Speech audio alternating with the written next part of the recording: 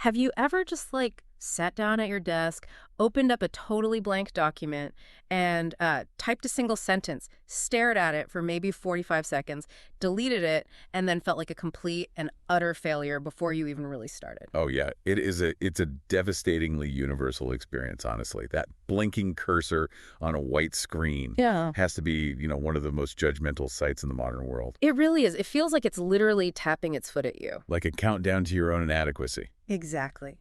A countdown. Well, welcome to the deep dive. Today, we are entirely focused on what happens when you stare down that blinking cursor and, more importantly, how you actually beat it. Because it can be beaten. Right. We're taking you on a masterclass in the craft of writing, and all of our insights today are drawn from the Write Well newsletter, which is put together by veteran author Angela Hunt. But I want to be super clear, right up front, we are not going to be sitting here giving you a grammar lesson. Please, no. No one wants to spend an hour debating, the Oxford comma. Yeah, nobody has time for that. Our mission today is to decode the hidden mechanics of successful writing. So we're diving deep into the actual psychology of the writer's mind. We're going to break down the musicality of sentences. Which is fascinating. It really is, how words literally create physical reactions in the human body.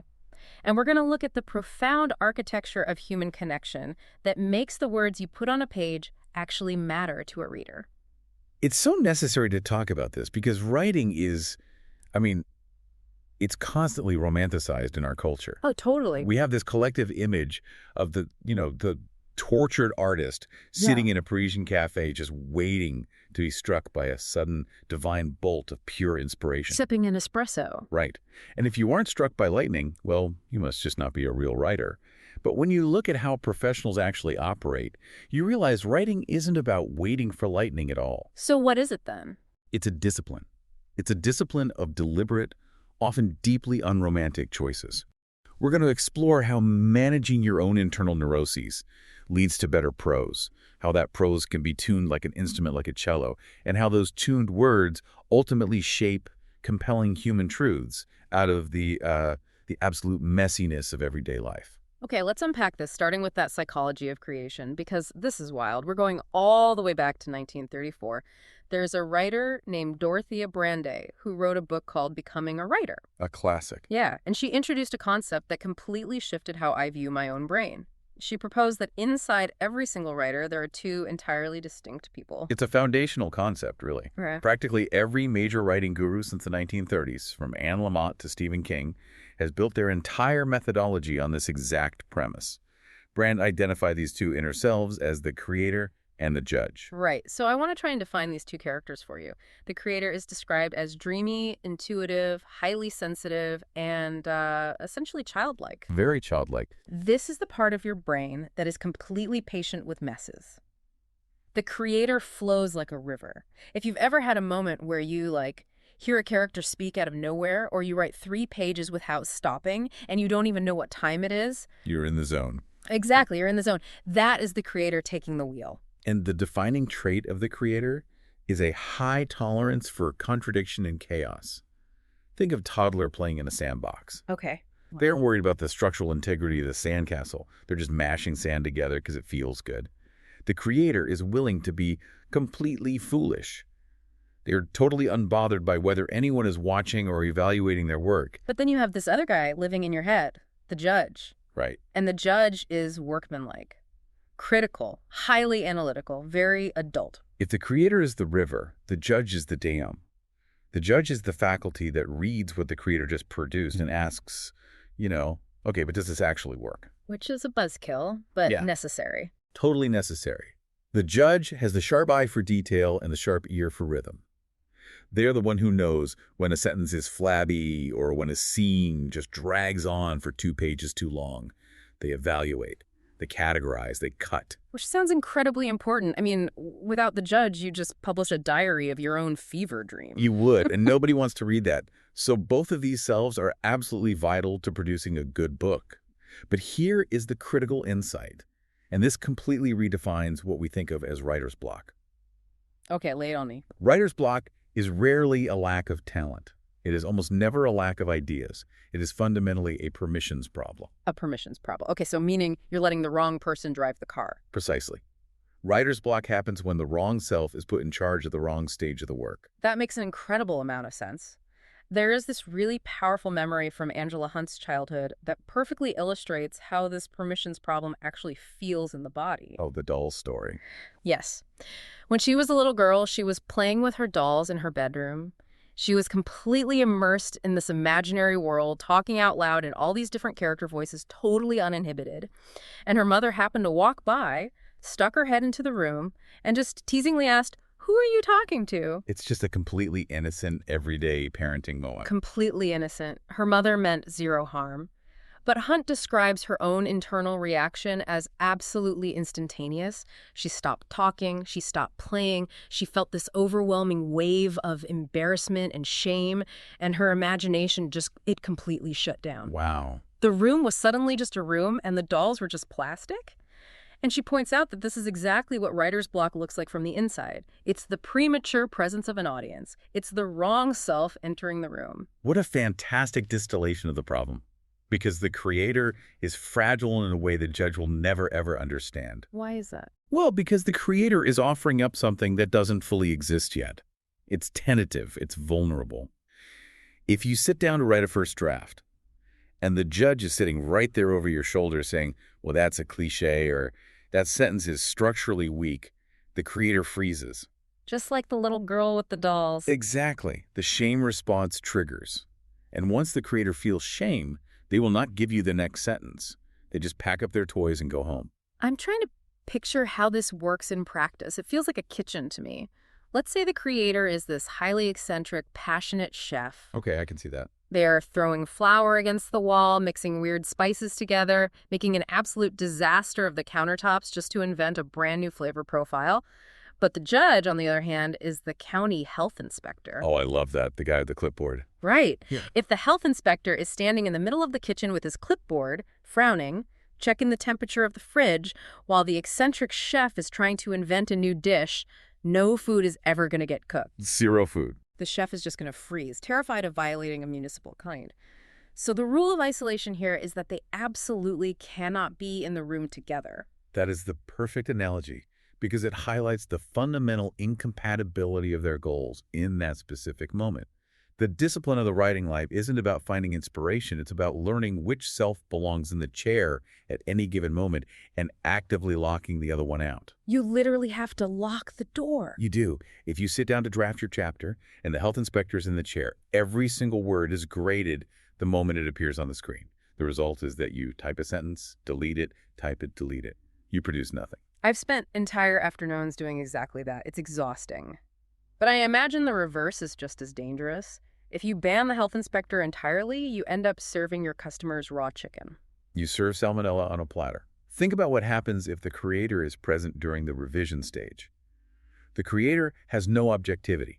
They made the thing, so they are deeply emotionally attached to every single grain of sand in that castle. So they can't cut anything. No. If the creator is in the room while you're trying to edit, they will stubbornly defend everything. They will fall in love with darling sentences that are objectively dragging the pacing down. They will insist that a totally chaotic, messy scene has to stay in the book just because they remember how much fun it was to write on a Tuesday night. They'll negotiate for the life of a terrible paragraph. Exactly. The creator has no perspective.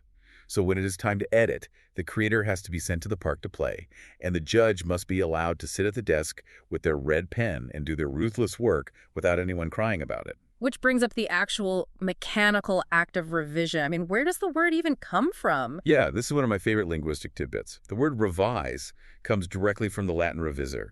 It's formed from the prefix re, meaning again, and the verb videre, meaning to see. So to revise literally means to see a second time. To see a second time. But notice what it doesn't mean. It doesn't mean to fix. It doesn't mean to polish or to spell check. It means to look at the entity again with entirely new eyes. And the creator who just wrote it cannot possibly do that because they are still trapped inside the first looking. The ink is still wet in their brain. Right. Hunt actually mentions a scenario where she will finish drafting a chapter on a Tuesday, but she forces herself not to even open the file again until Friday. She intentionally builds in 3 days of distance between the seeing and the seeing again. You have to force the creator to step away so the internal judge can sit down with fresh eyes. If you try to revise 10 minutes after you write the end, Well, you aren't revising. You're just tweaking. yeah, you're just moving commas around. Exactly.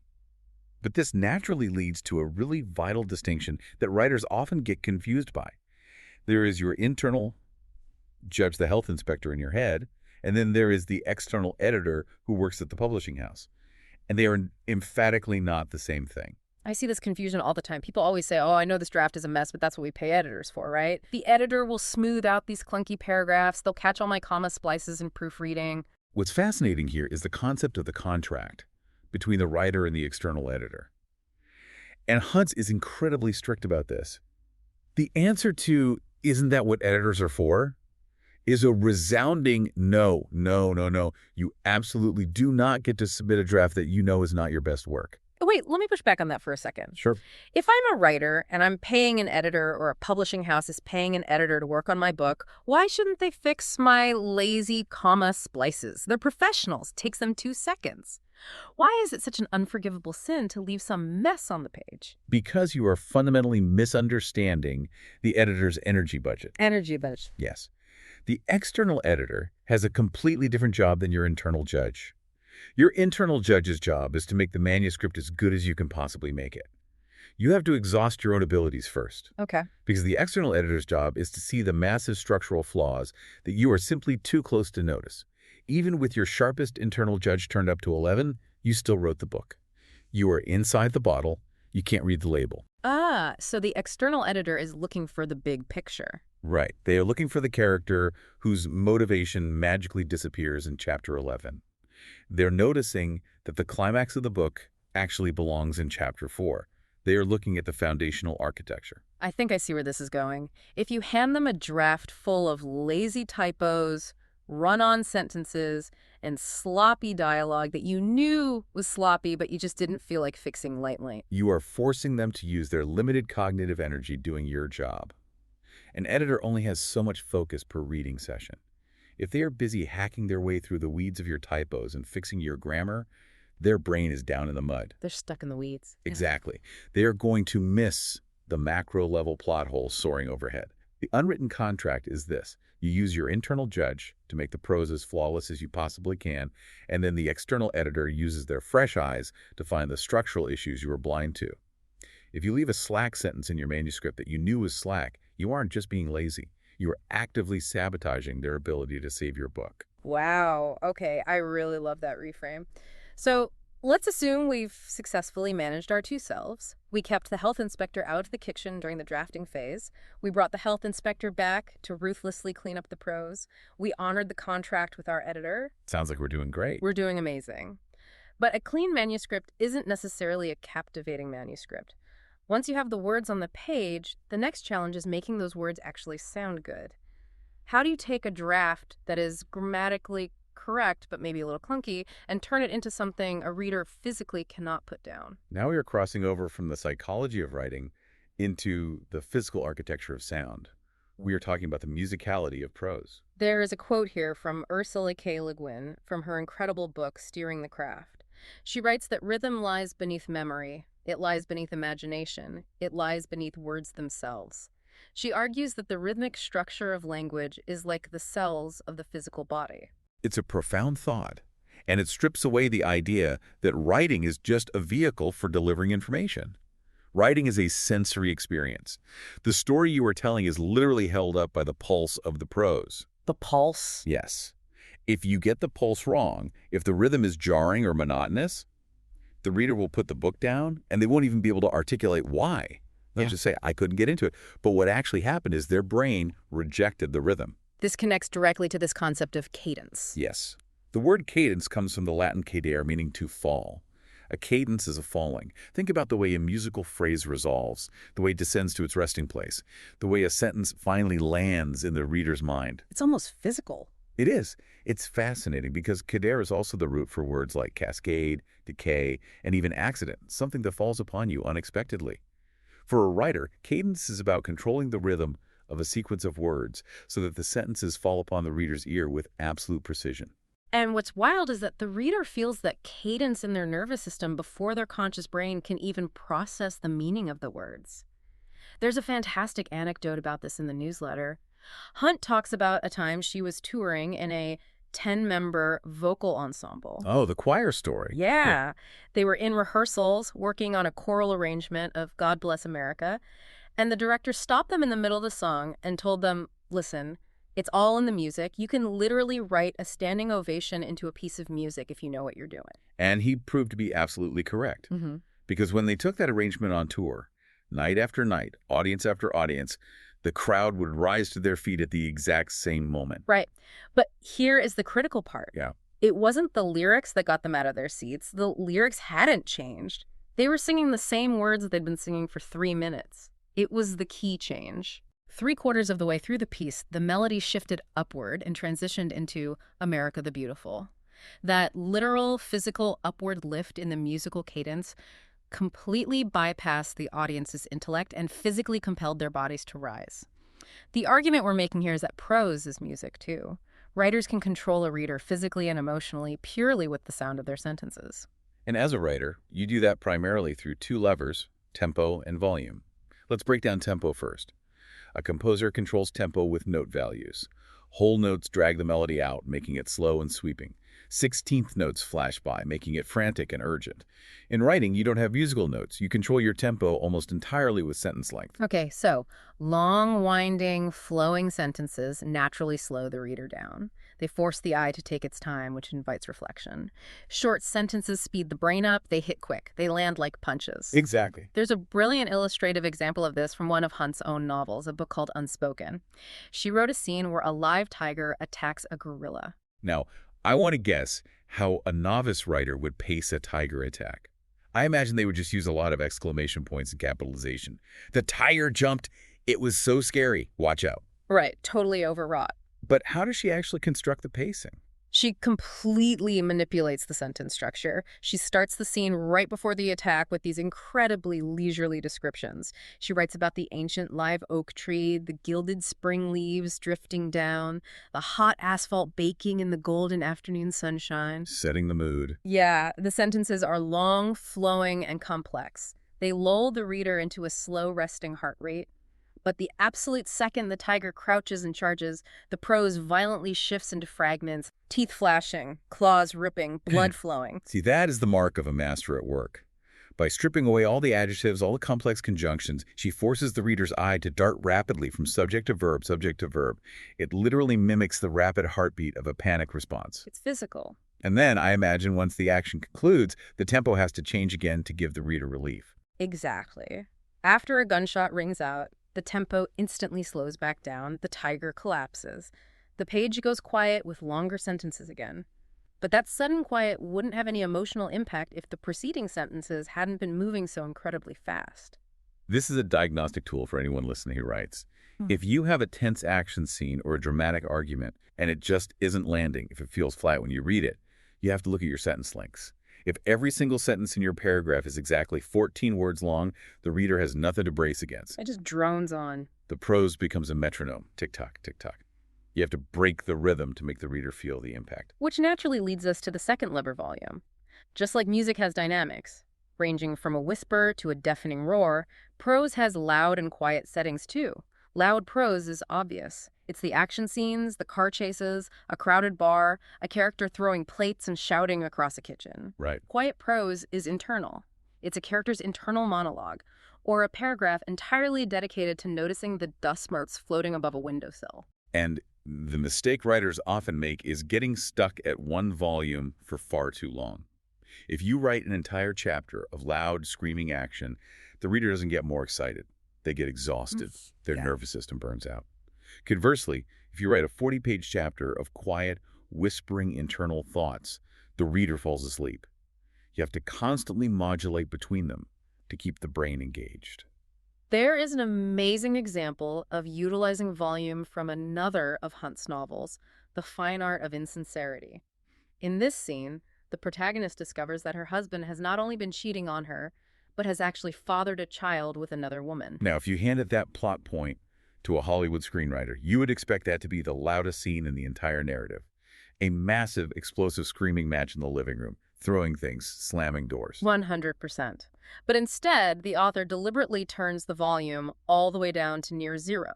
The scene doesn't feature a confrontation at all. It's just the protagonist lying in bed, alone in the pitch dark. The scene is entirely constructed around her lying there, completely silent, listening to the crunching sound of his car tires slowly pulling away over their gravel driveway.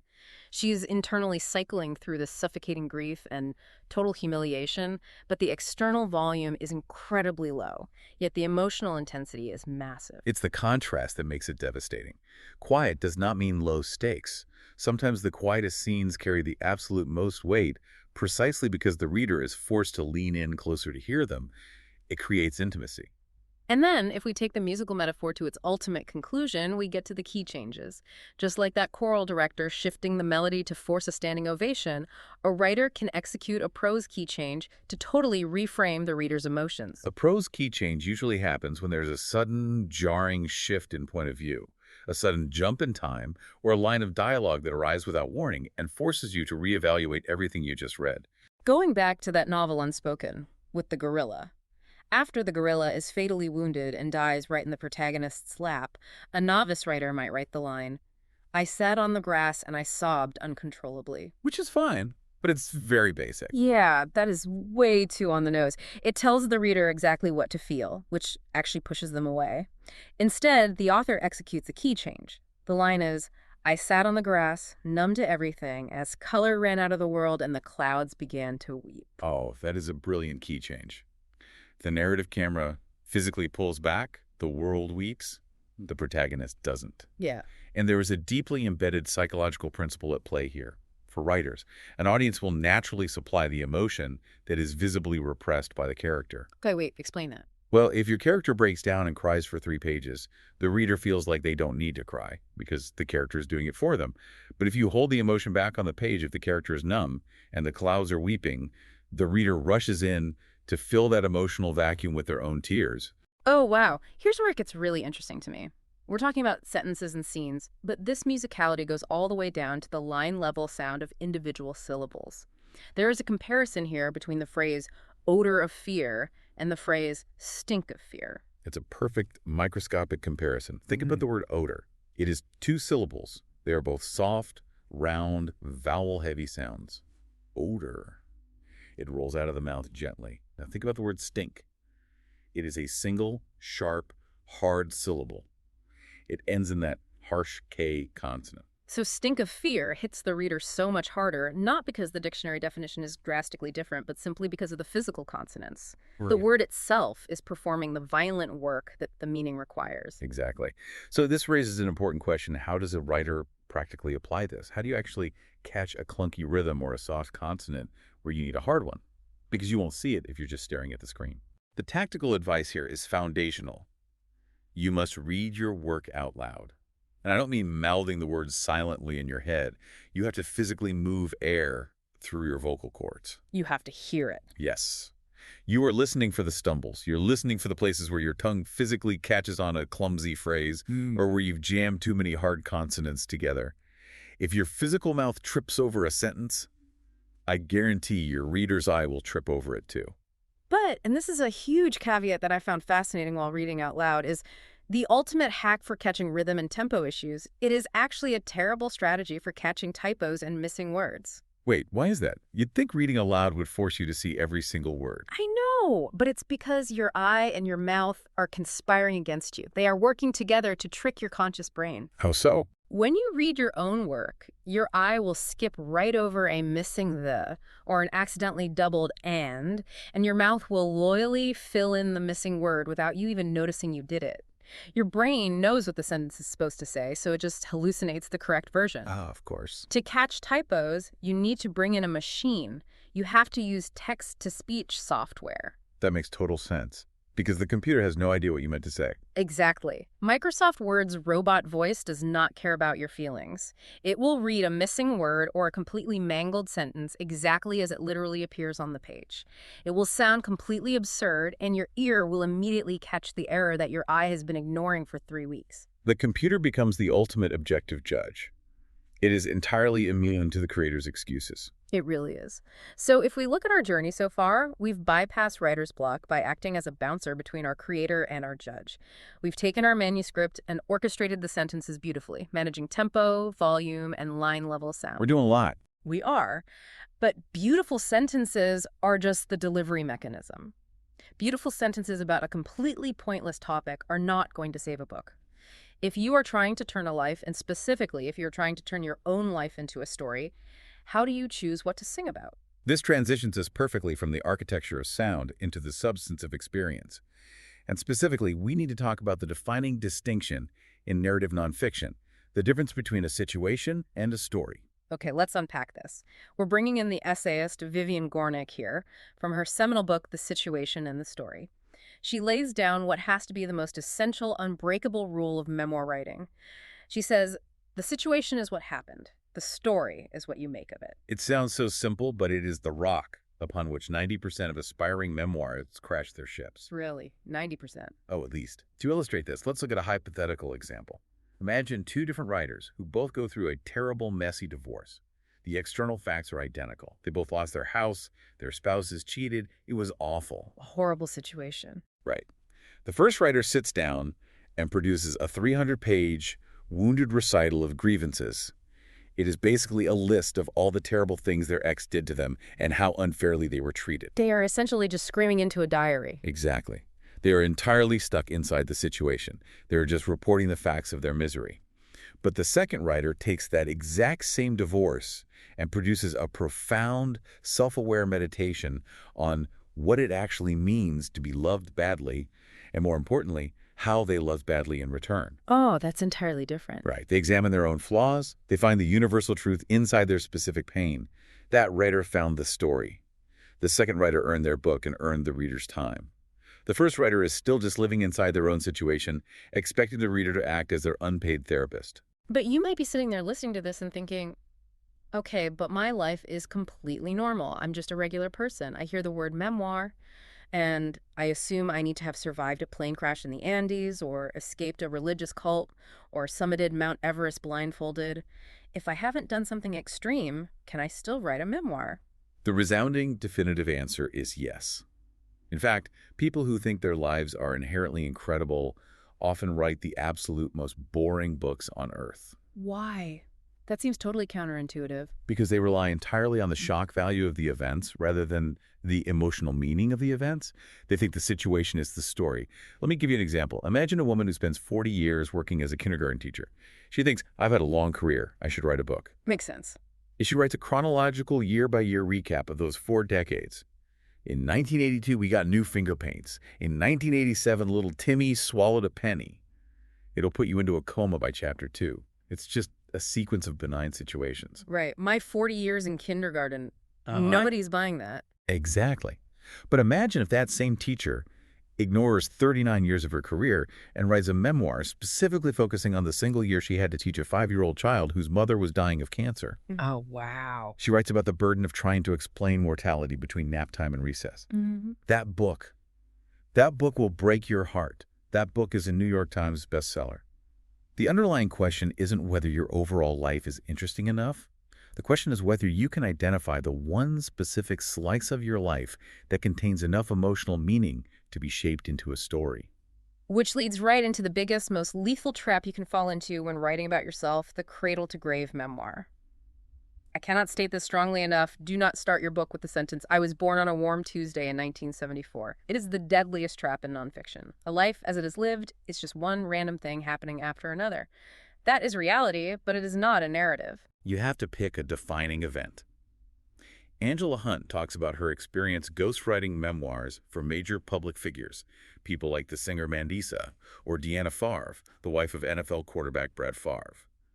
When Hunt sat down to write those books, she did not write their entire life stories from birth to present day. She had to find the spine. Exactly. For Mandisa, the defining event, the spine of the narrative, was her experience on American Idol. For Deanna Favre, it was her breast cancer diagnosis. Once you identify that defining event, it becomes the gravitational center of the book. Every other detail, every flashback to childhood, every side character has to either directly serve that central spine or it has to be ruthlessly cut out entirely. And to find that spine, to know what to cut and what to keep, you need distance. We're going back to etymology here, looking at the word retrospect. It comes from the Latin retro, meaning backward, and specparis, meaning to look at, to look back. Crucial. If you are writing about a trauma that happened to you 3 weeks ago, you do not have retrospect. And without retrospect, without looking backward from a position of healed distance, you aren't writing a memoir. You are just keeping a journal in public. You absolutely need the emotional distance to be able to see the structural shape of what happened to you. And what surprises a lot of beginning writers when they finally get that distance is that they realize a successful memoir uses the exact same structural plot skeleton as a fictional novel. Yes, the bones are absolutely identical. Whether you're writing about wizards or your own divorce, you start with an obvious problem and a hidden need in the protagonist's ordinary world. Right. Then comes the inciting incident, the cancer diagnosis, the phone call in the middle of the night that changes everything and forces the protagonist into a new reality. Then you have the rising action, the complications, the setbacks, culminating in the bleakest moment where all hope is lost. You usually have a helper or a mentor who shows up. And finally, a resolution where the protagonist walks out of the experience fundamentally changed. It's the classic arc. If you look at your own life story and you cannot find those specific structural bones, it doesn't mean your life is meaningless. It probably just means you don't have enough distance from the events yet to see the skeleton. But this structural necessity raises a deeply critical, sometimes painful question for the writer. Do you write this as a memoir, or do you write it as fiction? Are you willing to be completely bound by factual fidelity? That is the unspoken, sacred contract of the memoir. You cannot invent a redemption arc if there wasn't one in real life. No, you can't. You can't invent a wise mentor character just because the middle of the book is sagging. And hardest of all, you can't edit out your own mistakes to make yourself look nobler than you actually were. If the story you want to tell structurally requires you to reshape reality, if you need to move events around, if you need to combine 3 annoying people into one antagonist, or if you need to change the ending to give the reader closure that you never actually got in real life, then you should not write a memoir. You should write fiction. That's a huge permission slip for a lot of people. It really is. Look at the titans of literature. To Kill a Mockingbird is basically Harper Lee's childhood, reshaped for narrative impact. The Bell Jar is Sylvia Plath's descent into depression, barely despised. Neither of those books are memoirs, but they are deeply recognizably true. You have to decide if you want to be chained to the literal factual truth, or if you need the flexible freedom of fiction to tell the deeper emotional truth. Whether you choose to write a memoir or whether you choose to write fiction, the beating heart that hangs on that narrative skeleton will always be human relationships. If the characters don't care about each other, the reader won't care about them either. The simple. And while modern pop culture constantly tells us that romance is the ultimate, supreme human bond, there is a strong argument here that we are entirely ignoring the most powerful relationship tool in a writer's arsenal. Now we are moving into the anatomy of connection.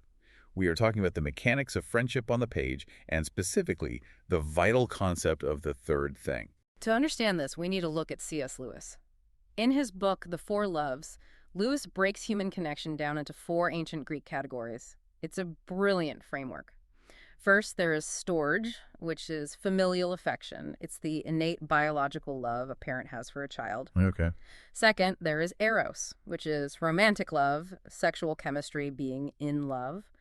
Third, there is agape, which is divine, charitable, unconditional, sacrificial love. And finally, there is philia, which translates to friendship.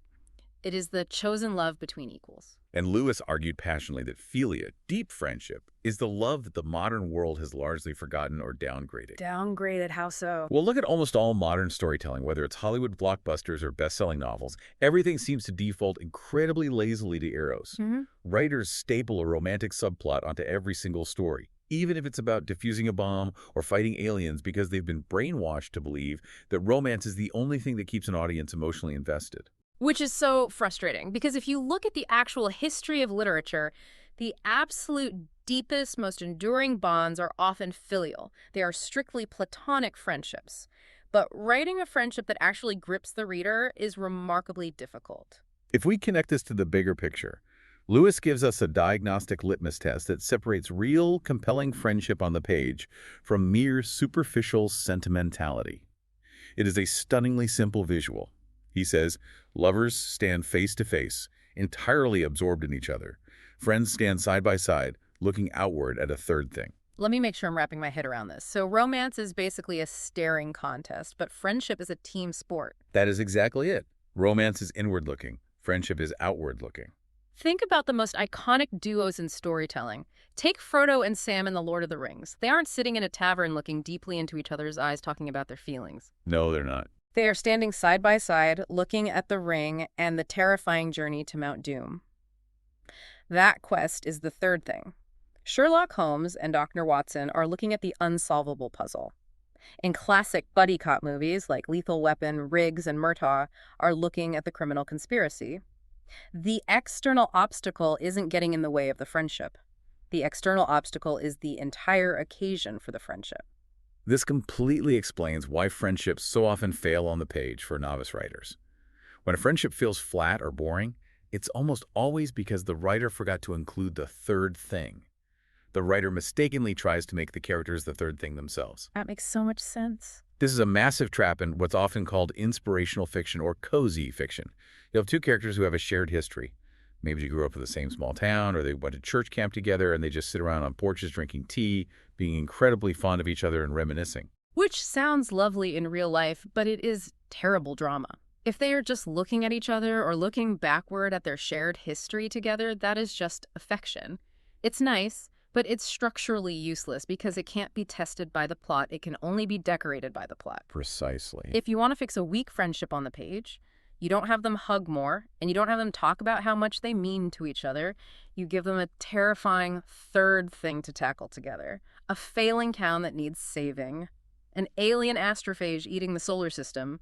Or, in one of Hunt's specific examples, a Nile crocodile. Right. She breaks down the dynamic between two characters in one of her own works in progress. You have Catherine, who is a wealthy billionaire's wife, and Miko, who is a Native American tour guide working in the Everglades.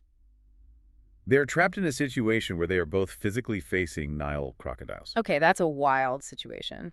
Now, that's a third thing, sure. But everyone in the immediate vicinity of that story is facing the crocodiles. So the physical threat alone isn't enough to create a unique, unbreakable bond between these two specific, vastly different people. So the crocodile gets them side by side, but what is the true third thing that actually welds them together emotionally? It was a shared spiritual wound. As they were surviving this ordeal, they discovered that they had both, in their own lives, set God on a shelf. Catherine did it slowly, compromising her values to fit into her husband's ruthless, wealthy lifestyle. Miko did it suddenly, out of profound grief over a loss. Wow. Once they discovered that shared internal reality, that moment where one looks at the other and says, "What? You too? I thought I was the only one." Which is how Lewis defines the birth of friendship. They were bonded shoulder to shoulder against the world. So mechanically, if you are a writer trying to build this bond, there are a few rules you can follow. First, friendship launches from a trial, not from physical attraction. They have to survive something, even if it's just surviving a terrible boss at work. Yes, the trial is key. Second, the language of deep friendship is completely different from romance. It leans heavily on shorthand, inside jokes, and even bickering. Hunt mentions the characters Aubrey and Maturin from Patrick O'Brian's naval novels. They constantly argue in Latin. They don't have to say, "I love you," because the deep, abiding love is encoded entirely within the safety of the argument itself. And perhaps most importantly for character development, a well-written friendship reveals hidden character traits that a romantic subplot simply cannot reach. Think of John Steinbeck's Of Mice and Men. Look at the character of George. Okay. George is naturally guarded, cynical, and incredibly sharp with strangers. If we only saw him interact with the rest of the world, we would think he was just a hardened drifter. But with his friend Lenny, he is endlessly, remarkably patient. He tells Lenny the exact same story about the rabbits over and over and over again to soothe him. Without that specific friendship, the reader would never know that George had any capacity for tenderness in him at all. Friendship is the flashlight that illuminates the best parts of a character's soul. That is beautiful. So we have taken quite an expensive journey today through the hidden mechanics of this craft. We've learned how to bypass the paralysis of writer's block by managing the chaotic creator and the ruthless judge, keeping the health inspector firmly out of the kitchen while we invent. Yes. We've learned to conduct our prose like a physical symphony, understanding the biological impact of tempo, volume, and the hard consonants of a key change. We figured out how to extract a deliberately shaped universal story from the raw, chaotic situations of our own lives. And we've learned how to forge unbreakable side-by-side friendships on the page by giving our characters a third thing to fight against. It's a massive amount of technical and psychological machinery, but it all ultimately points toward one fundamental truth about the writing life. Yeah. And it ties into the very final concept drawn from the sources, the concept of vocation. The word comes from the Latin vocare, meaning to call. A true vocation is something that called you. It isn't just an ego-driven ambition. It comes from outside the self. And to answer that call, to actually do the grueling work day after day, a writer cannot just be a floating brain in a jar. There is a whole section in Hunt's newsletter that completely rewired how I think about the role of the physical body in writing. It is so incredibly easy to ignore the body because the visible part of the work, the imagination, the vocabulary, happens entirely between the ears. But writing is an intensely demanding physical act. The brain is a physical organ that requires massive amounts of calories to invent universes. I never thought about it like that. It requires deep sleep to consolidate the emotional work of a narrative. The eyes tracking the screen, the lower back supporting the spine, the hands hovering over the keyboard, they are the literal instrument. If the physical instrument breaks down, the music completely stops. You can't write a novel if you are crippled by carpal tunnel or sleep deprivation. Hunt paints this incredibly vivid, almost jarring picture of what a working writer actually looks like. Forget the romantic image of the guy with a quill pen by candlelight. She describes a modern professional, a guy wearing glasses, a ratty t-shirt, and sweatpants, actively walking on a treadmill desk while typing furiously on his keyboard. Yes. Wait, a treadmill desk. Yeah. While typing. He's got a highly functional dual monitor setup. Next to him is a chaotic corkboard covered in sticky notes that just say things like words, ideas, discipline, and more coffee. A very familiar sight. On his bookshelf, he's got the manuals Stephen King's On Writing and Lamott's Bird by Bird. He's got a sign on the wall quoting the fantasy author Terry Pratchett. A first draft is just you telling yourself the story. And right next to his monitor, a sticky note that says, the most dangerous moment is always just before you start. That specific image of the treadmill desk perfectly encapsulates what the science is now telling us about the physicality of the work. You have to move. Sitting perfectly still for 8 hours is actually counterproductive to creative problem solving. Really? The walking on the treadmill isn't a break from the writing. The physical movement is actively part of the writing process. Moving the body pumps blood to the brain, which allows the subconscious to untangle a plot hole that your conscious mind has been staring at for 3 days. You have to literally tend to the physical instrument so the brain has the biological resources to do the heavy lifting. So what does this all mean for you, the person listening right now, maybe staring down your own blinking cursor? We've talked about the discipline of the mind, we've talked about the mechanics of the prose, we've talked about the care of the physical body, but at the very end, we have to talk about the soul. We have to talk about that part of you that was sitting on the floor, filling spiral notebooks with terrible stories when you were 7 years old. The sources leave us with this ultimate, deeply chilling question. It's a diagnostic test to determine if writing is truly your vocation, or if it's just an ambition. It completely strips away the publishing industry, it strips away the Amazon algorithms, the marketing plans, and the dream of being on a bestseller list. The question is simply this. If you knew with absolute certainty that no one would ever read a single word of what you write, would you still write it? It is a profound, terrifying test.